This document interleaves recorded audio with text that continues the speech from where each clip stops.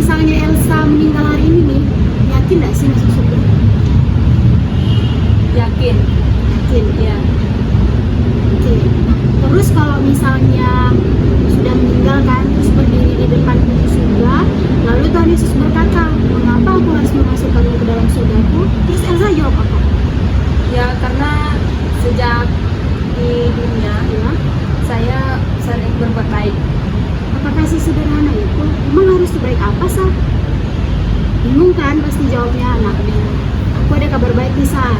Kira-kira bisa kan meluangkan waktu untuk aku menceritakan kabar baik ini? Bisa. Nah Sar, hidup kekal itu kan anugerah. Tetapi hidup kekal tuh nggak bisa diterima karena upah atau karena usaha. Apa ya yang kira-kira menghalangi kita untuk mendapatkan hidup kekal itu? Dosa. Betul sekali. Semua manusia kan telah berbuat dosa dan dengan usahanya sendiri nggak mungkin bisa nyelamatin dirinya. Karena tuntutan Tuhan Yesus kan adalah sempurna. Jadi harus ada cara yang berbeda kan? Kita sama-sama ya lihat bagaimana cara Allah. Nah, lalu ada bisa pengertian yang salah tentang Allah. Banyak yang bilang kalau Allah itu seperti kakek, kasih tapi tidak adil.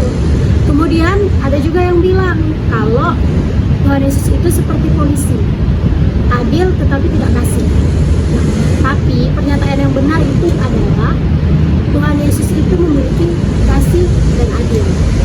Dilema ini dapat diselesaikan dengan cara pengorbanan Tuhan Yesus di kayu salib. Yesus adalah Allah yang menjadi manusia. Kemudian Yesus menjalani hukuman atas dosa-dosa kita. Kemudian Dia menganugerahkan kehidupan kekal kepada kita. Lalu hidup kekal ini dapat diterima karena iman tentunya. Iman seperti apa sih yang menyelamatkan? Bukan hanya dengan iman yang melompat dalam gelap atau iman yang hanya sementara, iman yang hanya melalui akal saja, tetapi iman yang mengenal dan mempercayai Yesus sebagai Tuhan dan Juru Selamat. Oh, puji Tuhan sekali Christine, saya bisa mendengarkan cerita tentang keselamatan ini. Semoga saya nanti bisa menceritakan kepada sahabat-sahabat saya yang lain. Nah, cerita tadi, apakah dari saya boleh menceritakan supaya kamu doakan saya? Boleh, mari kita berdoa.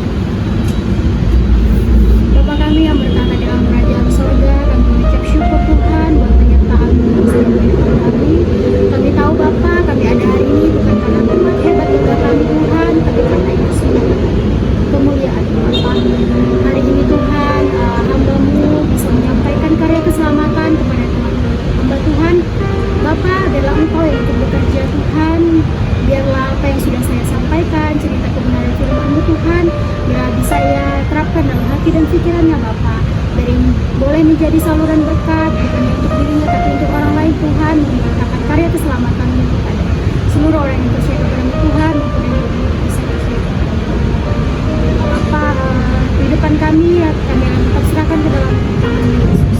Doa kami Tuhan, dengan segala puji dan syukur kami sudah berdoa.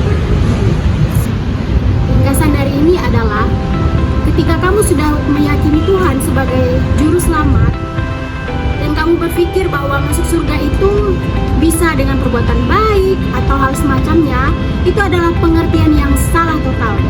Karena jika dengan berbuat baik kalian bisa masuk surga, pertanyaannya harus sebaik apa?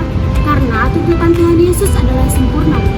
Maka cara Tuhan Yesuslah yang dapat menyelamatkan kita dengan cara Ia mati di kayu salib, menjalani hukuman atas setiap dosa kita.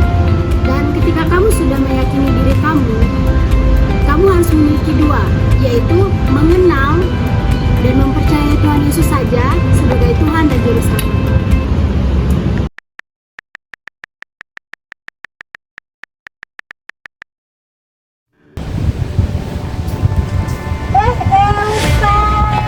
Christine, Kok bisa di sini, Kak? Oh, aku tahu. Pasti kau pulang kuliah, nggak pulang nyantai kan? oh, soalnya tadi ke kampus nggak ada makul, makanya aku nggak. Oh, sama-sama. Kita baru pulang kampus.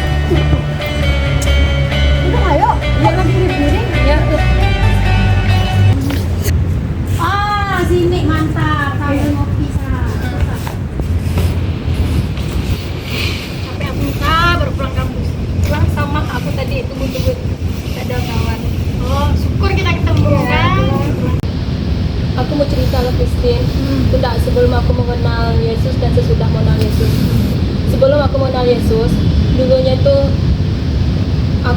hidupku tuh berkelantungan sama kayak kau nih. Kuliah, pergi kuliah, ndak benar-benar kuliah, ke kafe lah, minum-minum lah gitu segala macam. Tapi semenjak aku kenal sama pendeta yang namanya Bu Yusinka, dia menceritakan tentang kebenaran firman Tuhan, bahwa hidup kita itu tidak bisa berdiri dengan kaki sendiri gitu. Maksudnya harus ada penopang yang menuntun jalan kita sama Tuhan gitu.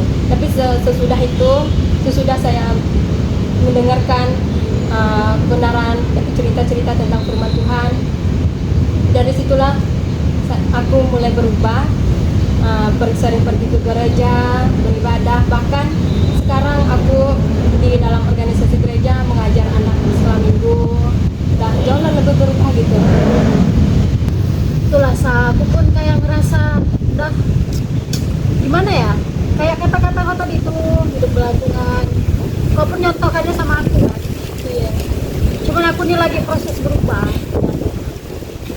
Nah, maka dari itu aku mau memberi pertanyaan.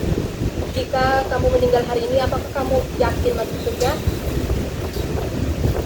Enggak yakin aku bisa masuk surga, misalnya mati hari ini.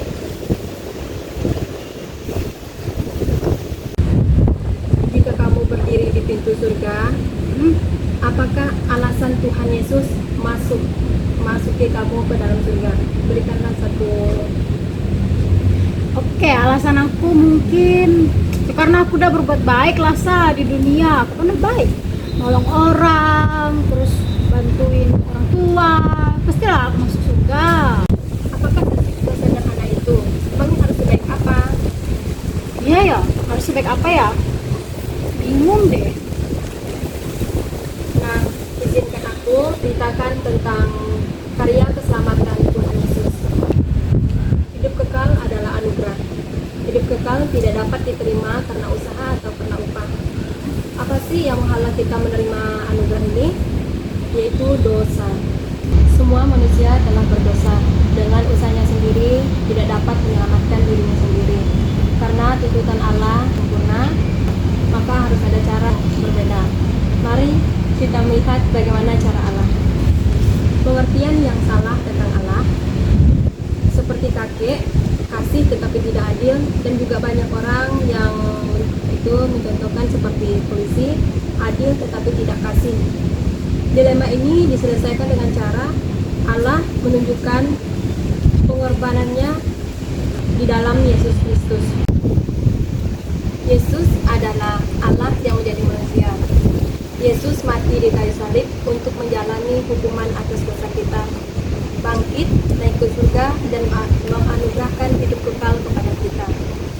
Anugerah hidup kekal dapat diterima dengan iman, bukan dengan iman yang melompat di dalam kegelapan atau yang berdasarkan akal saja, tetapi iman yang menyelamatkan adalah mengenal dan mengandalkan Yesus saja.